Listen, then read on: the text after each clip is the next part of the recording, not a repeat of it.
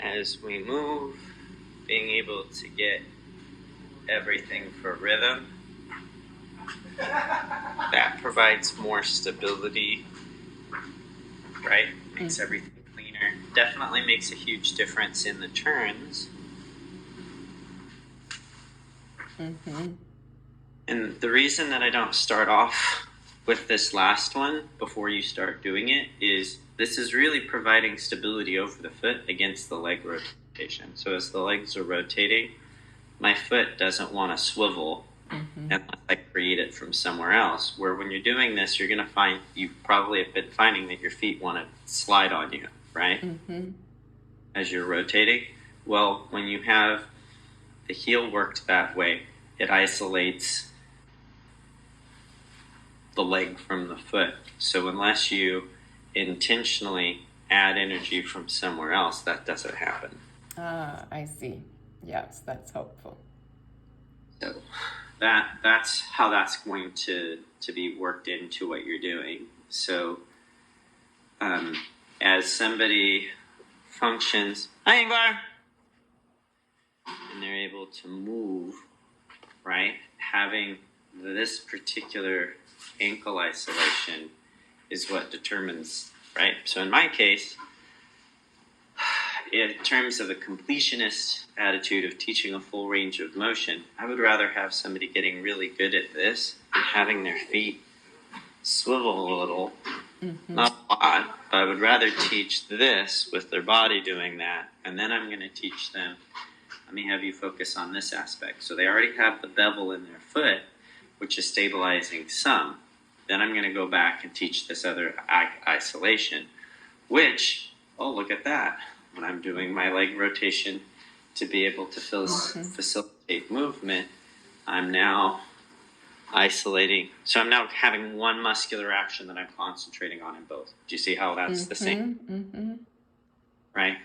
And then in your rhythm, I'm also teaching a different isolation. Because after I taught you how to use your ribs, which really is your rib cage, right? That's more of an expression of how I'm moving my rib cage, predominantly laterally, because it's not so much rotation, but asymmetrical presentation, right? Present one side different. That's not the same as rotating around, because if I'm maintaining one side neutral and the other side moves forwards or backwards or in, that's not a rotation. Rotation, it would be this, right? So if this, because this doesn't have any, none of this actually has rotation around the spine. This looks like I've rotated my chest. It doesn't have any rotation. That's asymmetrical presentation. Right? When I'm rotating my legs, which is like the synchronized leg rotation is creating a rotation in the pelvis and lower spine, isolating the upper spine against the rotation is why I can still do all of that with my upper spine. Does that make sense? Yes. Difference. If I have the skill first, it's much easier to feel. If there's no purpose for your upper spine being still other than an aesthetic, it's really hard for somebody to learn how to isolate against that rotation. Yeah, that makes sense. So it's trying to be able to build it up, right? It's very similar to if you had an animal who has bad hips, right? One of the things that you can do is you can give the animal, if you can get them to wear them, you can give them weighted booties. What that's doing is it's isolating in particular muscles in their legs, right? And it's getting them to have muscles learning how to absorb some of the impact so that doesn't transfer into their hips. So after you've had them wear the weighted booties for a little while, right? Then what you do is you take that same animal and you put a weighted,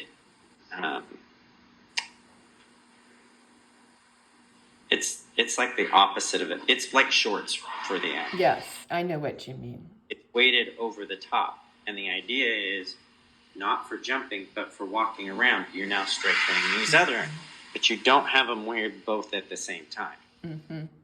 You have them where that. So the animal walks around and it does its regular thing, and it's trying to be able to strengthen the muscles in its upper leg, and it's trying to learn how to do that.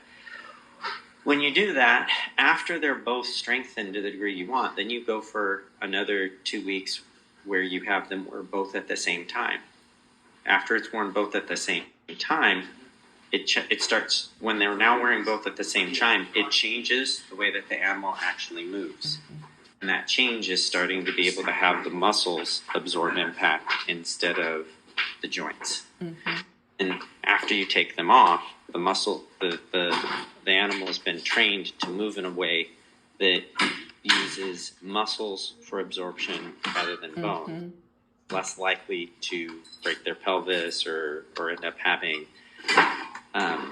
the issues that normally happen to break down the pelvis, because you're now using the joints of the elbows, the wrists, right? Its musculature is also absorbing more, so you have muscular. It's the same way that we end up using our buttocks to be able to, as a shock absorber and not pelvis, to try and take pressure off of the knees. Well, you can end up doing that by being able to retrain, but you have to retrain one thing at a time. Yeah, you're scaffolding it. Yeah. Correct. Well, we do the same thing if we're trying to be able to improve somebody's power, right? Like tennis players, baseball players, everybody who throws, just having somebody throw more is really an efficient way of doing it. So you have exercises where you train, like you're going to train upper obliques, right?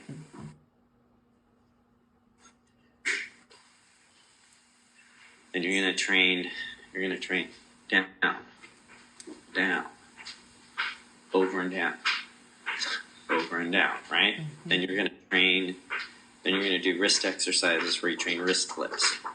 Flip, flip. You do it with weight resistance. So as it keeps building up, trying to be able to move in.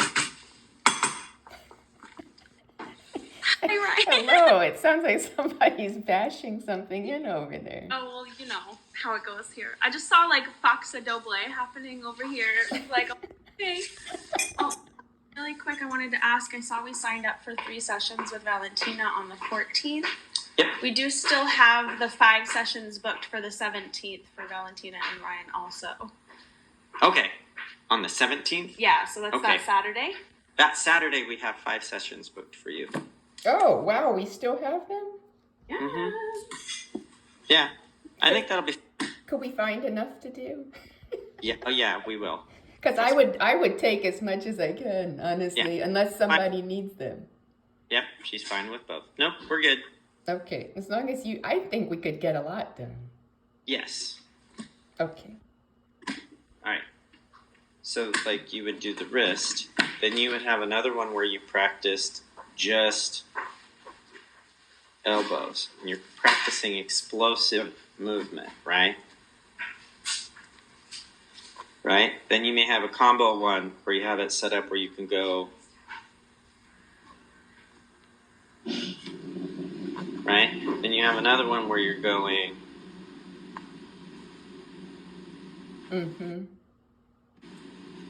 so then you have another one where you have, right? We talked about 2 different leg rotation, lower obliques, 2 legs. So when you add all that together, that's how you end up being able to have somebody who can throw something over 100 miles an hour. Yeah, that makes sense. Sure. Somebody who can serve a tennis ball with that extra leverage of 150 miles an hour. But when you're looking at how to design that motion, you don't work on it all at the same time. You isolate it, then you work on coordinating it. The coordinating, you work on groups, and then after you have them, then you end up having it all go at the same time. That's how you end up being able to build that. Similarly, that's what we're trying to end up being able to do for your dancing. So, because ideally when you move, right? Oh, this is the other thing that's crazy about this move. So when you end up having the heels the way that I was mentioning for you, right? So I have my heels here. After I've done my release extend, as I roll through, I'm downward centered with energy going in between. Now from here, when I extend, everything is pushing up. Because again, without my heels there, I don't have enough. Did you see how everything dropped? That's currently the issue that you're having. So I can't work on smooth with you until after this ankle gets there. That's where your stability is going to come. It's where all of the pressure is being alleviated and what's allowing us to be able to maintain the control, to be able to do things slow with no impact other than your single action.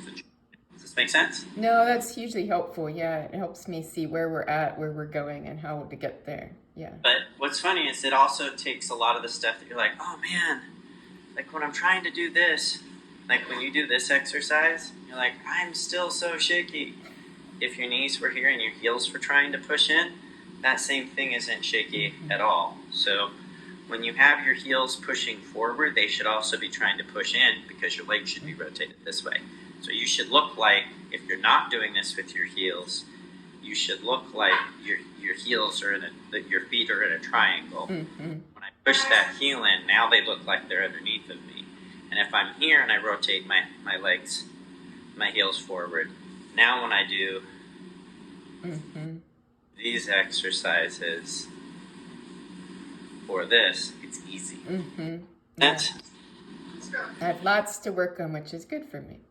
Yeah, but it's mainly, here's one thing, by the way, this is the point of that analogy. First, make sure that you know how to activate the muscles that do it. Second, start being able to coordinate that to be able to start moving into the actions that you have in your dancing.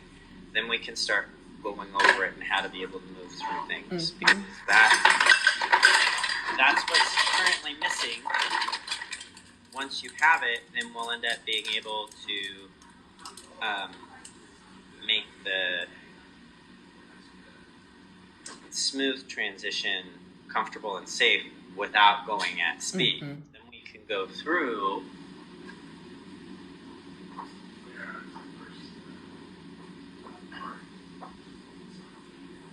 one, two, three.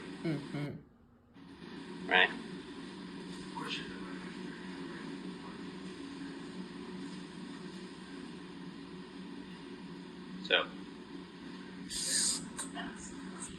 No, that's great. Thanks, Lowell. That's how you end up being able to get it where everything is just a smooth, even transition. Well, our time has come. Thank you very much.